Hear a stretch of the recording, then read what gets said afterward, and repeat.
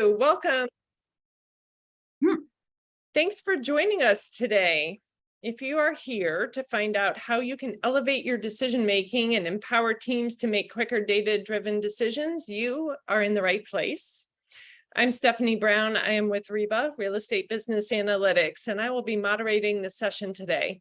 I have worked in both the operations side of the business as well as on the technology side, and I am excited to discuss some groundbreaking technology with you today that gives operators back hours in their days, I'm really not exaggerating, and assists them in making better, faster decisions.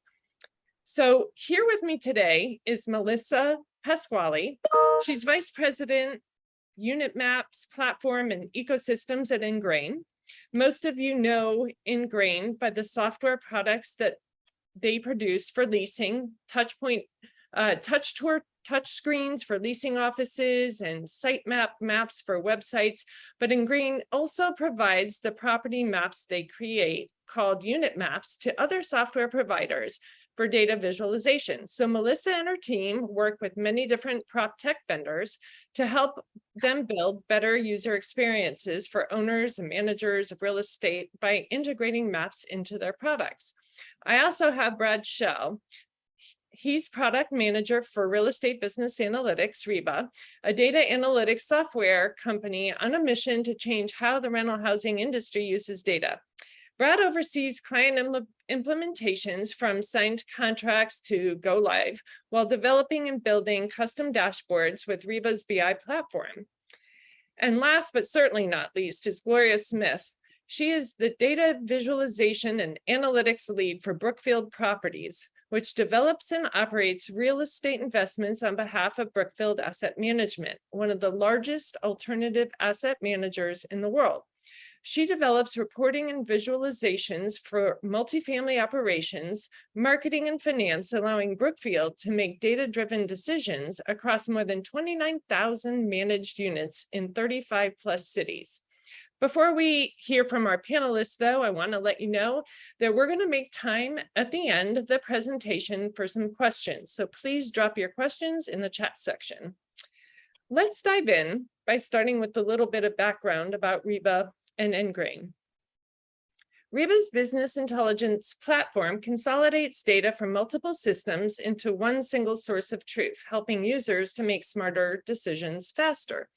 By integrating Engrain's unit maps with REBA's dashboards, clients can spatially visualize current and historical property data at the most granular level and gain contextual insights about their physical assets that would be impossible using a traditional spreadsheet. And we're going to see that a little bit later, or chart views. So let's talk about why not all units are created equal. And about visualization. Melissa, why don't you start us off and tell us what is data visualization and a little bit more about the notion that not all units are created equal. Awesome. Thank you, Stephanie. I'd love to. So basically at the most, simple level, data visualization and visualizing, it allows you to visualize complex information, which allows your brain to make decisions faster. So as a very simple example, we all know, we've been trained to know that green means good and red means bad. So if you take your Google map, for example, your traffic patterns, you can quickly look at a map and identify if your route that you're trying to take is red. That's bad. You're going to be sitting in traffic for a little while. If it's green, then you're good to go. So, using that quick color to indicate something just is a very fast way for you to make a decision. So that's sort of like the basic, what is data visualization? So as far as location of units, that's, obviously we've all been trained to use these interactive maps at this point for leasing. So the interactive maps of a property, maps help you identify information, orient yourself, figure out information about a property quickly, obviously when it comes to the location of available units. And then when you couple that with integrations like pricing and availability from a property management system, you can quickly see as a potential renter which units are available and then where those units are in relation to other aspects of the community. Like, are they near an elevator, or are they near a amenity that you would like to be close to, as well as identifying things about individual units that we haven't always been able to clearly see. For example, does a certain unit have an amazing view? Certain units have proximity to that elevator, as mentioned before. So these maps are now functioning as a physical ledger of record for every unit within a property, and you can use them to visualize all kinds of unit level data. Thank you. Yes, I'm excited to hear and see more about what we're talking about. Gloria, I know that you are currently using the system, the integration of REBA with Engrain. And so tell us a little bit first about what you were doing before you have this tool, and what that looked like for you. Right, thank you. So previously, in order to visualize the building, we had to take the stack and floor information and bring it into either an Excel matrix, similar to what you're seeing here, or we'd bring it into Tableau, which was our visualization tool at the time. There's several issues with this approach. Buildings are not perfect rectangular boxes where every unit is the same size, perfectly stacked on top of each other. Unit numbers aren't consistent. Even and odd numbers aren't always on the same side of the building. Plus, you have different developers and you have renovations, so unit numbers aren't always even stacked the way you would expect. And even if we could figure all that out, as Melissa was saying, you couldn't easily see the view if you were viewing a parking lot or a view of the water. To apply different measures to the visualizations, we had to create custom reports from our property management reporting system and export it. And because the Tableau source didn't align with that system, we literally had to load the data every morning for our users to see the updated data. If someone wanted to add additional data to the visualization, we had to go back and modify that custom report, which was not always an easy task. And, never mind if you're trying to combine from multiple sources, that was even more complicated. So we really needed to get to a point where we had a database that allowed us to have information that was easily accessible for multiple sources, our property management system, our lease renewal system, financials, market data, and so on. And that led us to REBA, who developed a solution, not just for the data, but they provided calculations that were commonly used in the multifamily industry. And then Engrain was a perfect match to that because we were able to take that data and apply it to a custom visualization for each property. Oh, that's exciting. I can only imagine the amount of time that it's saved. And now, instead of using 90% of your time trying to gather the data and 10% of your time analyzing it and trying to do that over and over again, now you're able to just click a few buttons and analyze the data the way you want. Exactly. And to that, Brad, what is the real-time granular data, and what is real-time granular data, and why is it key to identifying individual unit nuances? Like, what are the benefits of visualizing? Sure. And I'll share my actual dashboards in the live environment in a second. But any good BI system will be able to provide you with the most granular level of detail that is possible. And for residential real estate, that is knowing what every unit is doing on every day. That means you do not pre-aggregate any data from the source systems. And that's because if the industry ever changes, you actually want to be able to calculate things differently if you need to.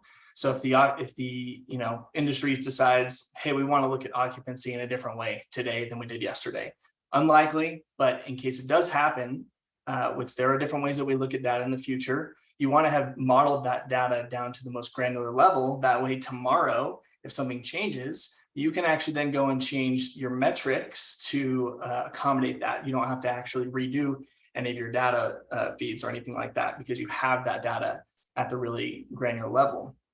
And any BI system, really should be able to pivot. And, the way that you do that is you take daily snapshots of your data. So again, it's every unit on every day. That's actually exactly what REBA BI does. So we actually get a nightly, daily feed from every system of record that we integrate with. And so we have daily up-to-date data for all those systems, and we take snapshots of that data. So if you are looking at any occupancy, market rents, we have tons of metrics. We have over 350 metrics now within REBA that we have those every day for every unit. So that's a really awesome thing that we're able to do with REBA BI. And one of the real benefits there too, and what's important to do with your BI systems is that even if your source system, so where you're getting the data from, doesn't have a history, it just has, we call them state variables, which means that the data is what the data is today, and there's no accounting for history. A good BI system, and what REBA BI does, is it takes those snapshots and actually creates that history, where it didn't exist. And again, that's at the most granular level possible. And so you probably already know this, but just from a high level, if you only have data at the unit type level or the property level, or God forbid any higher than that, you really aren't able to see any outliers. You get average numbers. I actually had an old boss who specifically told us never to use averages in reports. He was a very interesting person, but his point was that if you're only ever looking at those average statistics, you really cannot pick out where those outliers are. So just an example of that would be, if you're looking at a unit or if you're looking at your property and all of your units on average have vacancy of 30 days, but you have one particular unit, that you see that has a vacancy for 100 days or more, you're able to look at that unit level detail, identify the outlier, and take action. You can do that through negative amenities or other pricing incentives. But, one thing we'll probably mention more than once on this webinar today is, what you can't measure, you can't manage. So you may not always look at everything at the unit level detail, but you really want it there so you can pick out those variances. I'm actually going to go ahead and share my screen real fast. We're going to take a look at a couple of the dashboards that we have. Here we go. All right, give me a thumbs up, panelists. You can see my screen right now. All right, awesome. So this is our REBA Engrain dashboard, and what you see here, and this is called an elevation map. It's actually my favorite type of map. There's multiple types of maps that Engrain creates for us that we're able to integrate with. This is basically a side view of a building. So if it's a taller building, podium style, high rise, you can see these from the side views, just like you see here. And then you can actually choose any type of metric that you want to overlay onto that map. So now then you can look at your items on your map and see, hey, this particular unit, as of today, this is snapshot data, which means we took a snapshot every day, but we're looking at it as of today. This particular unit has a $285 amenity value on it. And then you can do that with any of the other units here. So you can kind of pick and, go through the lineup here and see every individual unit and those data points. So we have a number of other data points. Really the limit is the number of total metrics we have in REBA, which is a ton of metrics. We picked a few key ones here to take a look at, but cool thing is you can visualize that same thing that Gloria was putting together that you saw in those slides. We can actually look at those on the map here, unit by unit, with those premiums attached to them. So that's really cool. And I really like to look at this, and I'll give you an example, more examples of this later. But if you ever see, a stack of blue, and then you see like one white one in the middle of it, that's a good indication that maybe that one's missing some amenity values. So it's a good way to do some auditing as well. We also have the geolocated 3D maps. This is that same building, but in a 3D model here, which is really awesome. I love this one. So again, the same thing, you could just really get a sense of where the building is, you know, if you know the leasing office is down over here and all the available units are over here, you can really easily visualize that. And you can also see things around it, right? You have the parking structure here. So proximity to parking, you can see, hey, this is, you know, proximity to park. You can see those community amenities. And if there's construction, you want to see all that type of stuff on a map, so you have a good sense of where this property is and what's around it. So really, really cool stuff there.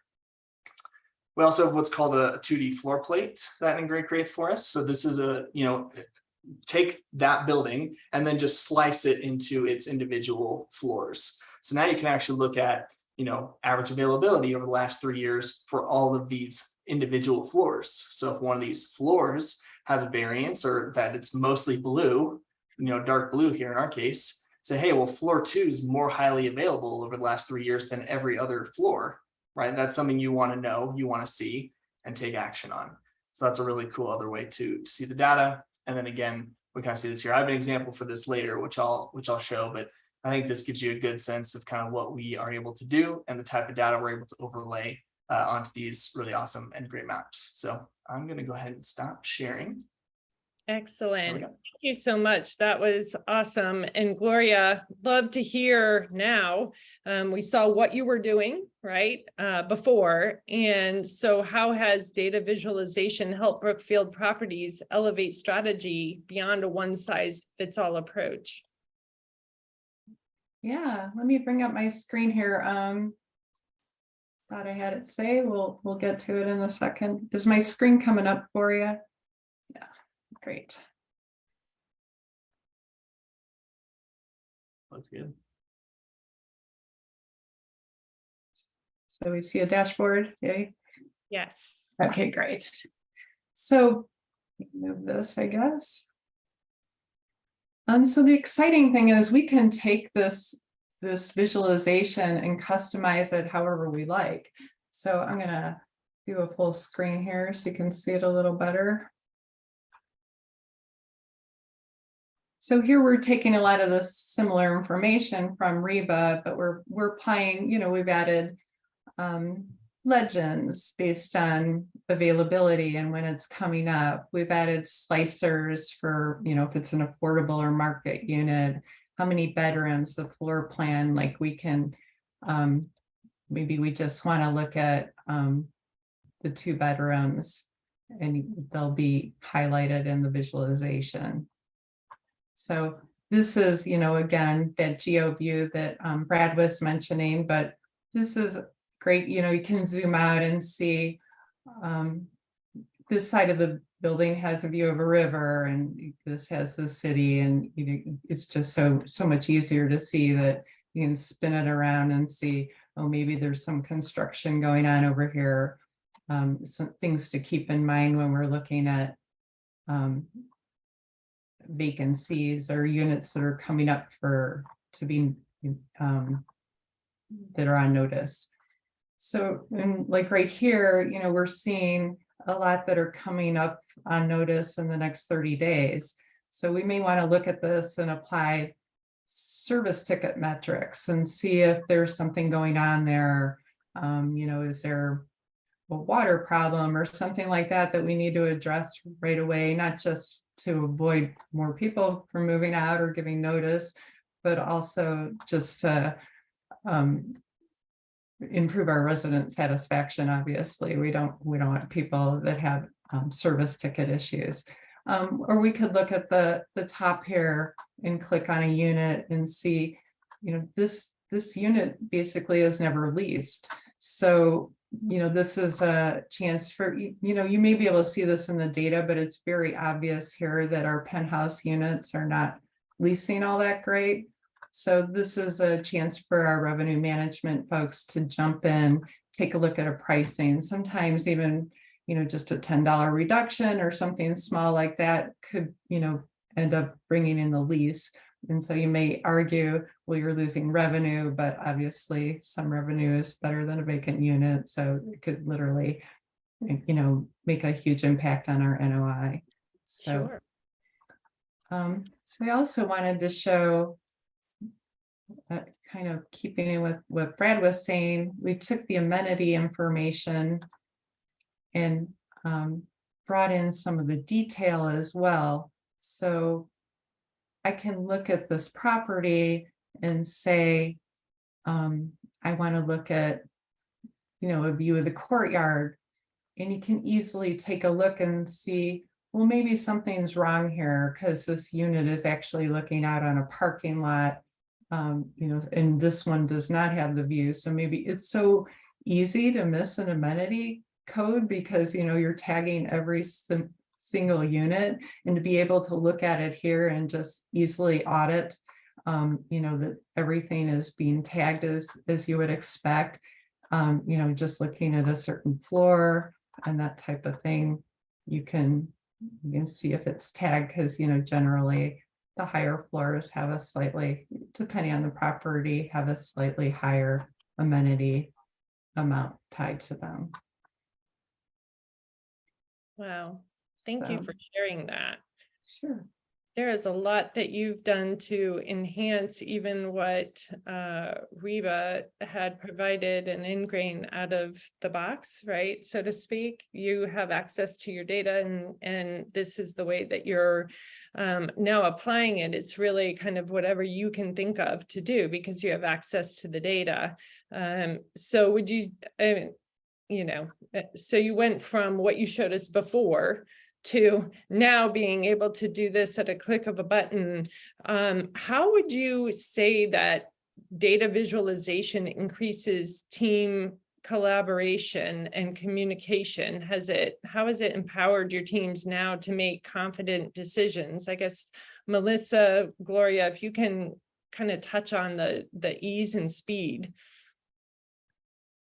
Yeah, I think obviously having a tool like that people can access from different locations is imperative in today's world of remote work and distributed workforces. And, even before when, you're dealing with people who are on site at a property ownership, which is generally in some other city, and then your asset management team, everybody's logging in from different locations. And so having a tool like this that can combine data from different sources and, on a daily basis, see up-to-date information about the property and how things are going, that's a huge game changer for people to have that information at their fingertips. Yeah, I agree. There's so much information available between rents and concessions and amenities and financial data, and the list goes on. And our goal is to provide the information to our management and operations teams to not only drive revenue, but to provide an exceptional experience to our residents. An asset manager may be able to, may be very comfortable identifying a trend in Excel and seeing what's going on, but they're not as familiar with the unit or where it's located, the property, and that type of information. Where in somebody at the property, a property operations person, it's not generally their job to look at Excel spreadsheets all day. They're running their property, so they can see that same information based on the unit, and it's so easy to see outliers, and the information is just easily digestible for anyone. You don't have to be a data analytics guru to figure it out. Makes sense. Yeah. And Brad, with these examples in mind, how does a single source accelerate data-driven decision-making? And what's the impact that these decisions have? Yeah, definitely. And actually kind of touches on the last question as well, but a single source of truth really hasn't existed before. You have all these systems. You have your property management data, you have your revenue management, you have lead management, surveys, work orders, reputation, financials, and probably about 10 other ones. And so, as an operator, you could have between 5 and 20 different systems, and never mind the fact that you could have, you could be an owner operator, but you could be an owner and using a third-party management company. And so getting all that data at once is a pretty big lift. And so let's just say you can get data out of those systems. You have 15 different logins for those platforms, and then you have to export them to Excel. And then you have to do a bunch of data gathering and collating and mapping. just to see how all that data interacts together. And so, getting that quick access to your data all in the same place has really been a pain point in the industry. And that's actually what REBA is really set out to do. We really wanted to solve that problem of having these disparate data sources, and then build integrations with those different systems of record, and then pull them all into one data warehouse where we're the ones responsible for creating those data relationships, so that the owners and operators don't have to. So for really the first time, this single source of truth now exists, and it really allows you to see how different data from different systems interact together. So and just keeping going on the single source of truth and how awesome this is, we actually have a specific dashboard that we love to show during demos, because what we're able to do is you can take your reputation management data, so your review scores and comments and things like that, and obviously those are tagged to the property level, and then you can then use that in a scatter plot to compare that reputation management data against like your financial data or your average occupancy or your average rents for your community. So you can actually see if there is a relationship between reputation management scores and average occupancy. And spoiler alert, there is a correlation, and the better reputation management scores you have, typically the better occupancy you have. But really you can then put teeth behind that type of analysis, right? You can actually see how they interact together on the same chart. And then you can say, hey, well, your average occupancy is 92 and your score on your reviews are 65%. Well, if we just increase that to 75%, if we really put a lot of focus into increasing your reputation management scores, that has real financial impacts potentially, right? So that's just one example, but we have a lot of different systems that we currently integrate with, and we're adding more all the time. That's the really awesome thing about REBA, and we can push all that data over to Engrain too. So we can take all of that stuff, and if it's mapped to a specific unit, we can throw it onto a map, and you can look at it visually represented. So really, really awesome things there with with what that single source of truth does for you. And the main benefits are, you're not responsible for going and gathering the data. We've already done that through integration, so that's time savings. And typically, you spend 80% of the time gathering the data before you even get to look at it. You get to look at it for maybe 20% of the time. And obviously, when you're able to spend less time with something, typically that's, you get less insights, you get less deep insights. And so we're trying to flip the script and say, hey, if we can get all of it for you, put it all in one place, and really just have it be, you can access it through direct Excel connection or through Power BI, you can get to those takeaways faster. And, that helps you make not only better decisions, because you can see data visually represented in ways that you haven't been able to before, like on the Engrain maps. And then you can make quicker decisions. You can get to those takeaways a lot faster. And then from there, and this is actually my favorite part, is when you've done your day job, right? You've done the work to like make sure you're managing your assets really well. But now you actually also have time to look at the curiosities, look and see, hey, there's analyses I've wanted to do, but I haven't had the time or the data to do it. Now you can do it, and it takes a relatively small amount of time to be able to do that, especially compared to what it was before. So that single source of truth really, and then it also, this is the last point I'll make here before I let other people talk. The single source of truth lets people sing off the same sheet of music, right? I can't tell you how many times in my previous life as a revenue and asset manager where we're both looking at the same data, but we're looking at completely different data points. We're like, wait, my number says 92.5. Why does yours say 93.1? And this is a single source of truth, and you're all singing off the same sheet of music. So what I'm looking at, that's what Gloria's looking at. That's what Melissa's looking at. And then we're not having a conversation about the data anymore. We're having a conversation about the analysis. Right. Yeah, there's a lot of time spent out there trying to marry what one report says versus another. So definitely experienced that pain point myself. Gloria, you mentioned how much time Brookfield's data science team has saved thanks to REBA and Engrain integration. What operational impact have your leasing and pricing teams experienced? I think I was going to show you my lease up. Is that right? Right around here. So let me do that real quick. Great. I remember the first time I saw this, and even some of the oohs and ahs in the audience, what you guys have done with this. It's amazing. And of course, not the right one came up, so we'll try again.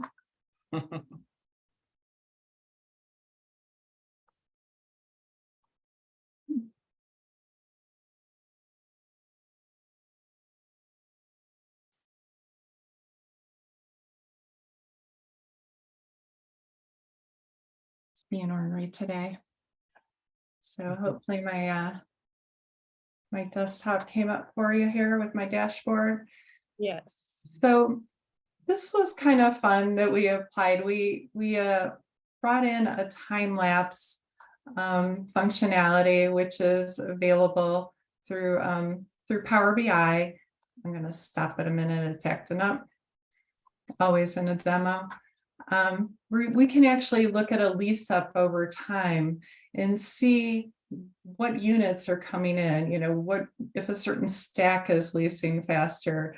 It's great for us because instead of trying to pull this data over time, we can just look at it and say, you know, what's going on here? One stack is leasing faster. Let's stop, look at the amenities, look at the pricing, make sure that there's not an issue here that we need to adjust pricing. If we catch it early, you know, obviously we're capturing that lost revenue on the whole stack. So it's so beneficial, and to not just to have to pull that and try to pull that together in Excel. It saves so much time. Kind of back to what Brad said, just we can actually analyze the data and not spend all the time pulling it together. So you could do this for any kind of visualization or any kind of information you'd like to look at, but for a lease up, it's especially helpful. And we can even take this information and translate it over to new developments. You know, you can look at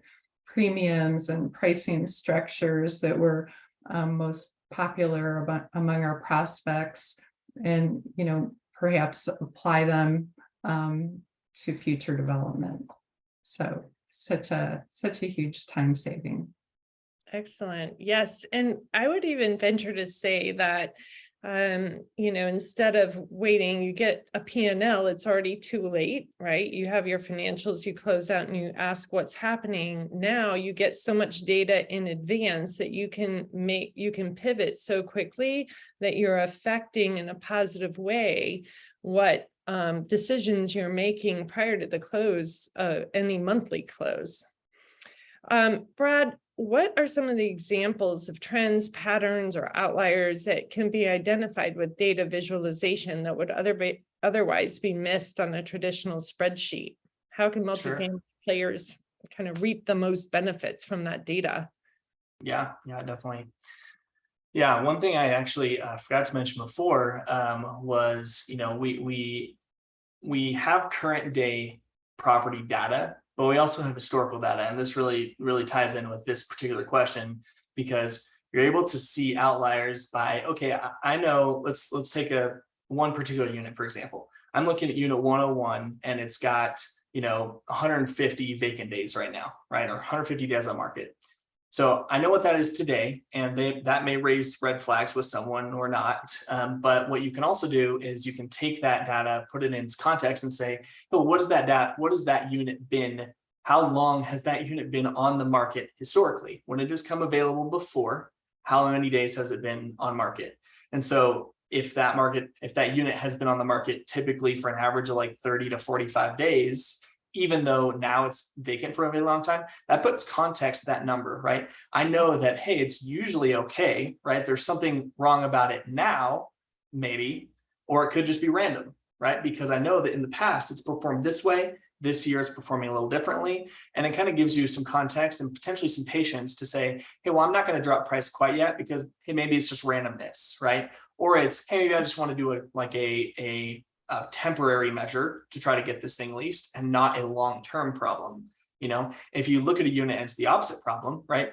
It's currently vacant for 30 days, but it's usually vacant for 150 days on average. You know, it's probably going to get to that point. So what you can do now is say, hey, let's look at the amenity pricing for that unit and figure out if there's actually a thing about this unit that is less desirable than other units. And so then you can, again, have that context to make those, decisions with. And especially if you're looking at things like your days on market, your average lease percentage, or your average occupancy, you can really see those particular things now and historically. And in addition to that, again, because we have all the data at the individual level, you can actually look at which area of the properties may be more highly available typically, right? If one floor or one side of the building has a higher average availability, higher average lease percentage or lower lease percentage, and a lower occupy percentage, those are indications that maybe there's something less desirable about that piece of the property that then you can make decisions on. You may not see that in a table very easily. Some data is fine to see in a table. You can come away with the same takeaways, but something like that, where it's intrinsically linked to the location of the property, that makes it so clear when you're looking at the Engrain maps. The couple other ones I'm thinking about are, current availability. If you're thinking about like a lease up, for instance, if you have a lease up going, just like Gloria showed, you can see which sides of the building, if it's far from the leasing office, if it's on the top floor, you can see which ones are leasing, which ones aren't. And then you can make decisions based on that. I think about service requests too. If you have one particular floor or group of units or stack where you see a lot of service requests, and lo and behold, it's all related to something with water, maybe you need to look deeper into that part of the building and decide, that's a good way to point out preventative maintenance stuff that you may need to take care of, right? Yes. So that location data can really help you when that stuff is not immediately clear if you're looking at a table. The last thing I wanted to mention here, was the amenity values. The amenity values are huge on a map because they are, besides like the in-unit things about it, like the fireplace and whatever, location has a huge role to play in amenity pricing. And as I showed you on that map before, it can be really easy looking at a stack plan to say, that's the white one. Why is that one, so less amenitized than all the other units? And, we actually had a client who was leasing up a lease up of their property, and there were 2 towers to that property. One of their towers was leasing up more quickly than the other. They saw that. They were able to look on the Engrain map and see that one building was missing a $500 amenity code that the other building had. And so lo and behold, all the units were leasing that didn't have the $500 amenity code. They were able to capture that, fix the problem. And it was obviously super clear when looking at the Engrain maps. So again, not all data is necessary to be on a map, but the stuff that you can really glean out of a map, you can't get it anywhere else. So it's really good stuff. And really, just that last question you asked, how can multifamily players reap the benefits? I mean, all of that I just mentioned has financial ramifications, has pricing impact. And so really being able to see, respond to, and manage, again, the idea is if you can't see it, if you can't measure it, you can't manage it. So this allows you to measure it and see it and visualize it and manage it. Oh, fantastic. Yeah, good points. So I'm going to ask this of all the panelists. So using a map as a data point is an innovative concept. We've talked a lot just in the last few minutes about the many ways that you can use it and what it's done, but how do you see it revolutionizing how multifamily does business in the future? Melissa, do you want to start? Yeah, I'll start. I mean, just like Brad was saying, if you can't measure it, you can't do anything about it, you can't see it. So one of the big things that's happening in our industry is obviously the ESG, and that is going to be some data that ownership, management, they're going to have to start tracking that and being able to identify those trends and identify if there are issues with energy consumption, water consumption, utility usage, and then being able to visualize that data on the property map obviously helps in quickly identifying any outliers or trends or potential issues, as Brad was discussing. And you can't have those conversations with tenants or vendors or operators if you can't show them what you're talking about. So being able to capture that data and visually see it on the map is going to be awesome. Agreed. Yeah, there's been a lot of talk about that lately. Brad, any other insights? I think we've hit on most of it there. I know that since if I was an operator when I had this type of data, this type of visualization, I mean that the sky's the limit with how you're able to optimize things, because we're getting to a point where in general, you think of this as like the big rocks and then the sand and then the water. The big rocks, I think the industry has a good hold on, right? The things that, turning units, renting units, we've got a good handle on those things. Now, this is all this is the cherry on top. We're starting to fill the gaps of the stuff that we weren't able to look at before. And I think that's ultimately also where we're headed, right? We want more visibility into things like parking and storage, right? Things that, we want to be able to proactively manage as well. So there's all these things that we're really starting to now fill in the gaps and move forward with understanding our properties at a much deeper level than we've ever, understood before. And to add on to that, Brad, I think the next step beyond that, now we can do that using these amazing tools at an individual asset level. And, from here, the next place to go is correlating data across different assets and being able to analyze the current and historical data throughout your entire portfolio or across, the property across the street. So being able to combine all of that and visualize that on multiple assets is kind of next level. Absolutely. And I just think it's limitless. Like you can think about even your move-ins and looking at them on a map and making sure they're not moving in on the same day, sharing the same utility elevator and that type of information. Things we haven't even, maybe considered looking at on a map, because it's so easy to slide in that type of information. I think we have so many options to look at. Yeah, definitely. And that's what we're doing with our unit map platform, is that allows an operator to create these maps of the property one time.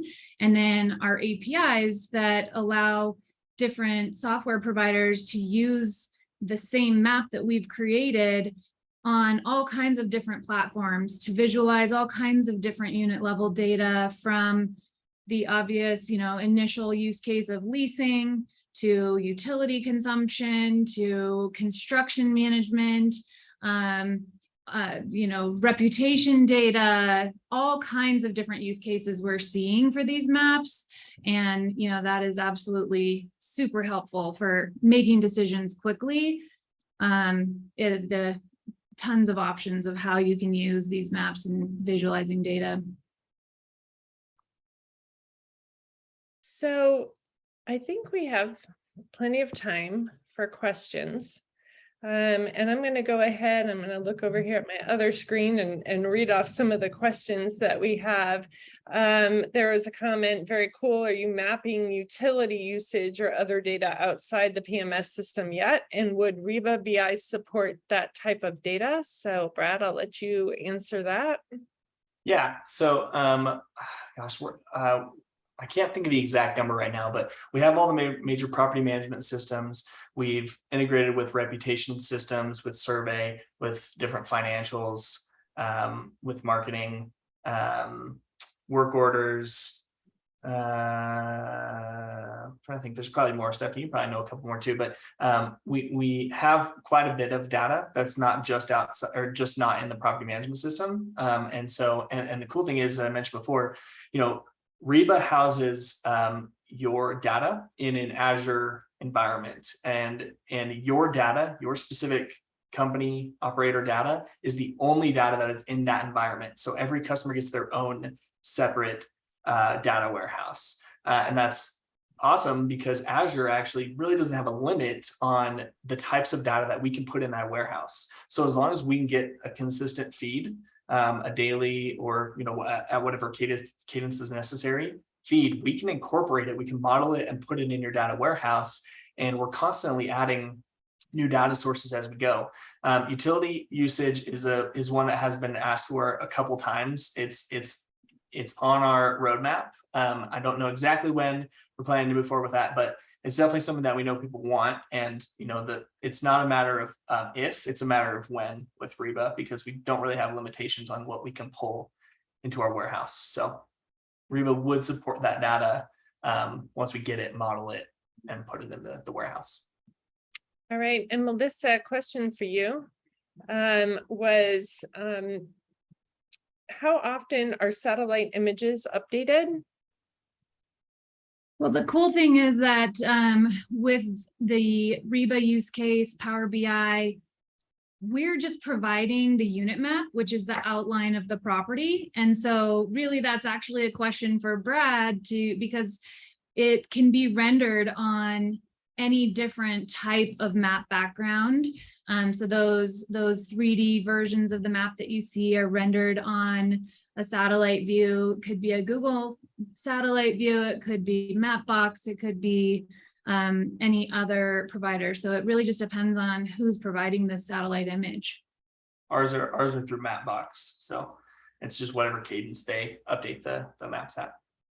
Got it. Thank you. All right. And there's another question about, have you looked at overlaying any marketing data? We have with maps specifically, when you're thinking about leads, typically leads that come in aren't unit specific. Sometimes they are. And if they are, we actually have done some work to model that data down to the unit level. So we could actually do some modeling of leads per unit, but that has a lot to do with availability of the units. And so typically that data from a map perspective isn't at that granularity, but we do integrate with lead data. We have lots of lead data. We have marketing funnels. We have cost per lead analysis. We have customer activity over time. And so we have a whole set of marketing dashboards that, what we do with REBA is we integrate with your data, and then starting day one, we already have about 50 out of the box dashboards. We can just switch them all to your data source, and then you're off to the races because you'll have those dashboards day one of the integration. And marketing is one of those. I think we have about 6 or 7 marketing dashboards specifically.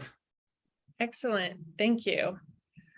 Well, I do not see any further questions at this time. And I want to I think there was one.